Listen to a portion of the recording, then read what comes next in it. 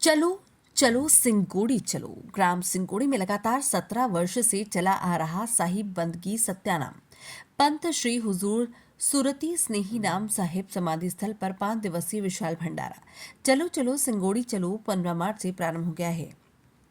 अमरवाड़ा सिंगोड़ी में स्थल पंत श्री हुजूर सुरती स्नेहा नाम साहिब समाधि स्थल पर लगातार 17 वर्षों से चला आ रहा है विशाल भंडारा, जो कि 5 दिवसीय तक निरंतर चलता है।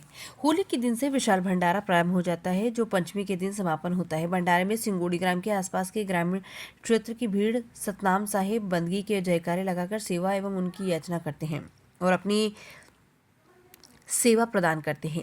यहाँ पर काफी मात्रा में दानी दान भी करते हैं। हर वर्ष की तरह इस वर्ष भी रंगपंचमी का मेला 19 मार्च दिन बुधवार को रहेगा। समस्त ग्रामवासी एवं क्षेत्रवासी साहब सिंगोड़ी आपके आगमन की प्रतीक्षा में चलो चलो सिंगोड़ी चलो। अमरवाड़ा से संवाददाता नीलेश प्रजापति की रिपोर्ट।